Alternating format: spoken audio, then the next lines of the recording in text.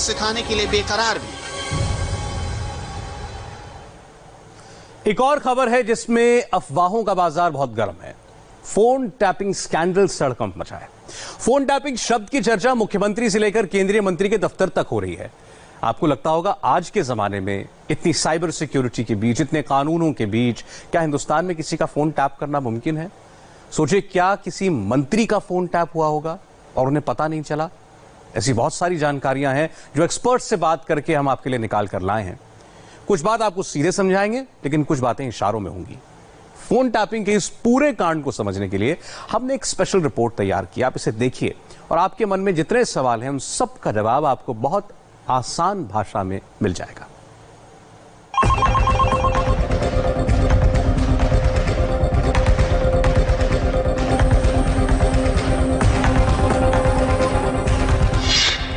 Audio tape number 1।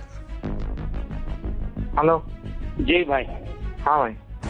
हाँ, so he's going on saying that those people, हमारे साथी जो दिल्ली में बैठे हैं, हाँ वो पैसा ले चुके हैं, हाँ और पहली किस्त पहुंच चुकी है।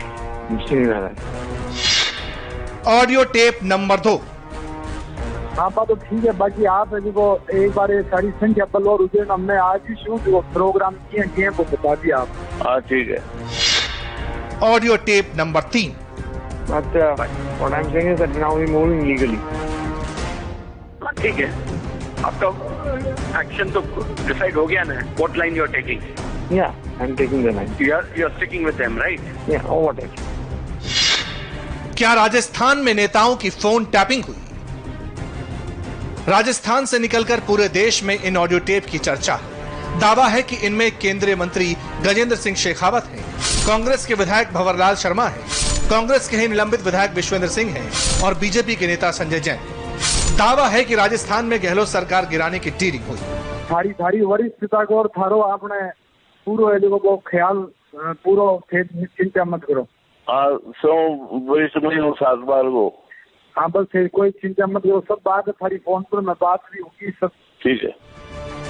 राजस्थान के सियासत में गहलोत और पायलट की टक्कर में अब फोन टैप कांड फुल वॉल्यूम पर वायरल है।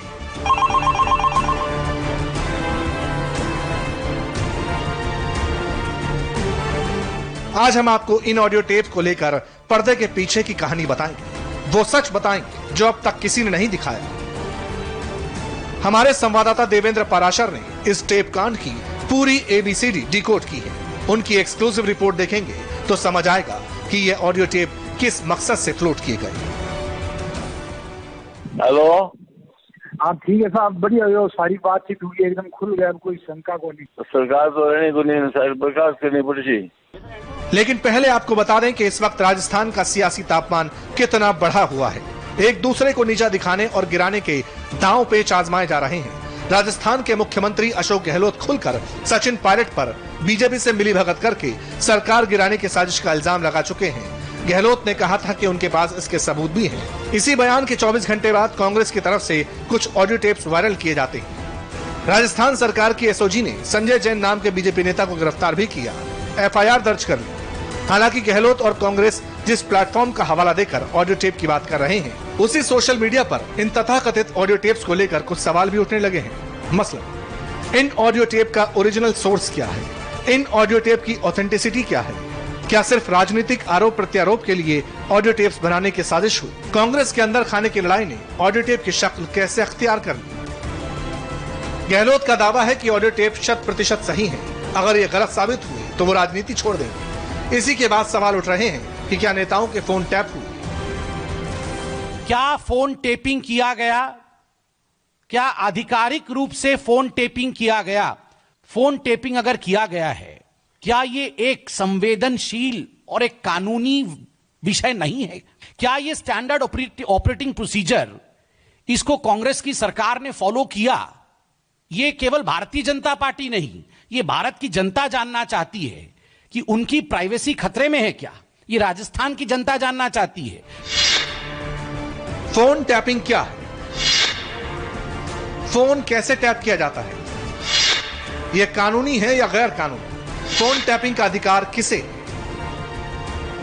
फोन टैपिंग से जुड़े सवाल का जवाब जानने से पहले ये समझ लीजिए कि ये पूरा एपिसोड जितना पर्दे के सामने दिखता है उससे कहीं ज्यादा पर्दे के पीछे खेला। सूत्रों के मुताबिक सीएम बनने के बाद से ही डिप्टी सीएम सचिन पायलट पर गहलोत की लगातार नजर थी। पायलट कैंप की हर हरकत पर नजर रखी जा रही थी। इसी को लेकर अशोक गहलोत ने अपने कुछ लोगों को भी पायलट कैंप में फिट कर दिया था और ऐसा इसलिए हुआ क्योंकि सचिन पायलट और गहलोत का टकराव सरकार बनने के पहले दिन से ही नजर आने लगा था। राजस्थान में अशोक गहलोत के सीएम बनने और सचिन पायलट के डिप्टी सीएम बनने के साथ ही दोनों में तनातनी भी शुरू हो गई थी। सचिन की कोशिश रहती थी बराबरी दिखाने की।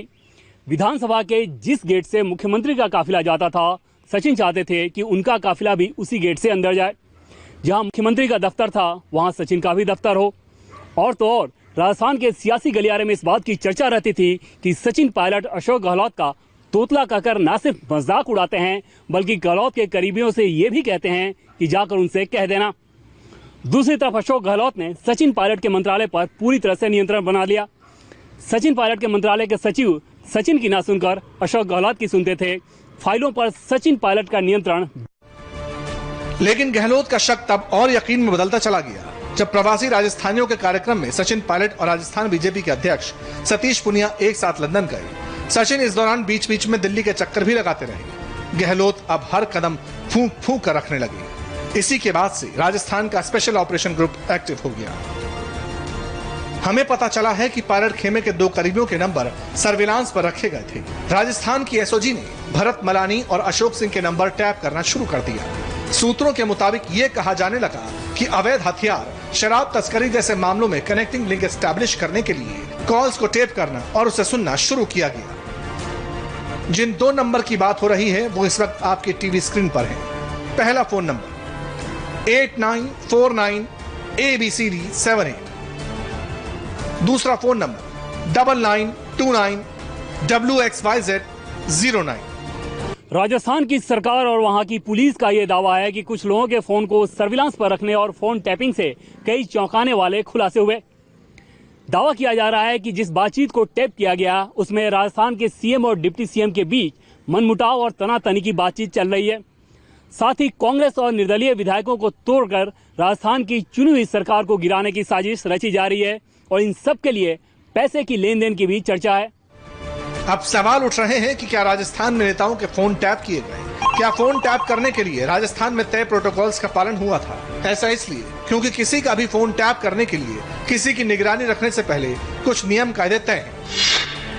इंडियन टेलीग्राफ एक्ट 1885 में केंद्र और राज्य सरकारों को इस बात के अधिकार दिए गए कि वो जनहित में या इमरजेंसी में मैसेज इंटरसेप्ट कर सकती हैं। लेकिन 1996 में सुप्रीम कोर्ट ने इस संबंध में कुछ दिशा निर्देश तय किए थे। बाद में 2019 में सरकार ने लिखित जवाब में संसद को बताया कि फोन टैपिंग के लिए केंद्रीय गृह सचिव की इजाजत लेनी होती है। इंफॉर्मेशन टेक्नोलॉजी एक्ट 2000 की धारा 69 के मुताबिक केंद्र या राज्य सरकार तब फोन टैप करवा सकती है, तब सर्विलांस कर सकती है जब ऐसा लगे कि देश की संप्रभुता या अखंडता को नुकसान पहुंच सकता है। कैसे होती है फोन टैपिंग? फोन टैपिंग के लिए बाकायदा एक कंट्रोल रूम होता है। उसमें कंप्यूटर से लेकर रिकॉर्डिंग की लेटेस्ट डिवाइस होती है। कई लोग एक साथ कई लोगों का फोन रिकॉर्ड कर सकते हैं और सुन सकते हैं। हालांकि पहले यह तय किया जाता है कि कौन सा नंबर सर्विलांस पर रखना है, फिर उस नंबर पर होने वाली हर बातचीत को रिकॉर्ड किया जाता है, सुना जाता है। इसके साथ साथ किसी कंप्यूटर के जरिए जनरेट, ट्रांसमिट, रिसीव होने वाले डेटा या उसमें स्टोर डेटा पर नजर रखी जा सकती है या फिर डेटा को हटवाने के अलावा उसे डिकोड किया जा सकता है। अब सवाल यह है कि कौन फोन टैप करवा सकता है? केंद्र सरकार में 10 एजेंसियां फोन टैप करने के लिए अधिकृत हैं। सिर्फ इन्हीं को हक है कि वो पूरी प्रक्रिया का पालन करते हुए किसी का भी फोन टैप करा सकती हैं। इनमें intelligence bureau, central bureau of investigation, enforcement directorate, narcotics control bureau, central board of direct taxes, directorate of revenue intelligence, national investigation agency, research and analysis wing, directorate of signal intelligence और दिल्ली के police commissioner शामिल हैं। जहां तक राज्य की बात है तो फोन टैपिंग के लिए राज्य के गृह सचिव की इजाजत लेनी होती है। कांग्रेस सरकार ने अपने आप को विपरीत परिस्थिति में पा करके येन केन प्रकारेण अपने सरकार को बचाने के लिए गैर संवैधानिक उपायों का इस्तेमाल किया। क्या राजस्थान में प्रत्येक व्यक्ति जिसका कोई भी सरोकार राजनीति से है, चाहे वो किसी भी दल का या गुट का हो, उसका फोन टेप किया जा रहा है क्या? विधानसभा में मुख्य सचेतक महेश जोशी ने एसओजी में केस दर्ज कराया था। SOG ATS ADG Ashok Rathore के अनुसार हॉर्स ट्रेडिंग की जांच के बाद कई खुलासे हुए। जो बातचीत हो रही थी उसमें 30 जून के बाद सचिन पायलट का ग्रह नक्षत्र बदलने की बात की जा रही थी और ये दावा किया जा रहा था कि 30 जून के बाद सचिन का ग्रह नक्षत्र अच्छा होगा। पूरी बातचीत में सरकार को गिराने की साजिश की बात कही जा रही है। अब ऐसे में क्योंकि राजस्थान की चुनी हुई सरकार को घृणा और प्रलोभन के मार्फत गिराने की कोशिश की जा रही थी, इसलिए राष्ट्रद्रोह की धाराएं लगाने की बात कही जा रही है। यह भी स्पष्ट हो गया है साथियों कि चोर डरा भी हुआ है और उसके डर के कारण बड़े जायज हैं। चोर को यह पता है कि इस प्रकरण में न केवल एक केंद्रीय मंत्री बल्कि उस मंत्री के ऊपर के कई बड़े नेता फंसने वाले हैं। ऐसी भी जानकारी सामने आ रही है कि कांग्रेस ने जो ऑडियो टेप रिलीज की उसके अलावा कुछ और वीडियो टेप भी जारी हो सकते हैं। भंवर लाल शर्मा, संजय जैन और शेखावत की तथाकथित बातचीत का टेप इस कड़ी का पहला हिस्सा बताया जा रहा है। यानी राजस्थान की पिक्चर अभी पूरी तरह खत्म नहीं हुई है।